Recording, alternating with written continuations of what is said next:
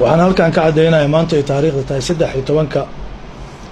bisha 12aad 2017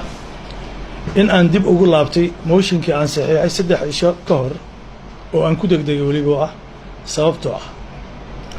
markii aan fiiriyay duruufta adag oo dalku ku sugan yahay dhinac walba dhanka amniga dhanka dhaqaalaha dhanka siyaasadda markii aan qiimeeyay qalbi wanaagga madaxweynaha iyo dadaalka dheeraadka ah oo ugu jiro xalinta dhibaatada dabada dheeraatay ee Soomaaliya markii aan qiimeeyay wadciga dalka uu ku jiro markii aan arkay dadaalka madaxweynaha oo la dhabar jabinayo markii aan arkay in dalkan uu ku soo duulay cadow dibadda iyo gudaha markii aan garwaaqsaday in uu dalkan u baahan yahay xasilooni siyaasadeed iyo wada hadal iyo iskaashi waxaan si kal iyo laaba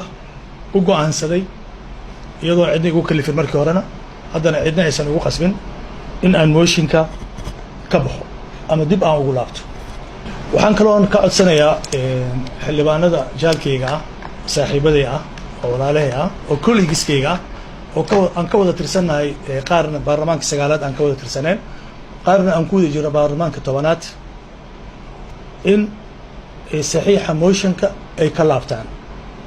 waayo maanta mooshin dalkan dan uguma jirto faa'iidana uguma jirto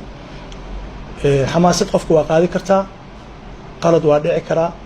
laakiin wax walba oo Soomaaliya dhex yaala Soomaali baa iska leh waxay ku fiican tahay annaga inaan ka wada hadalno aan ka wada xaajoonno marka waxaan ka codsanayaa alla dartiis iyo ayagoo fiirinaya dalka iyo dadka in ay u turaan ummadan Soomaaliyeed oo dhibaataysan dawladdan cusub ee halka sano jirtayna ay siiyaan iyadii hogaamiyaashooda fursad ay ku shaqeeyaan shaki la'aan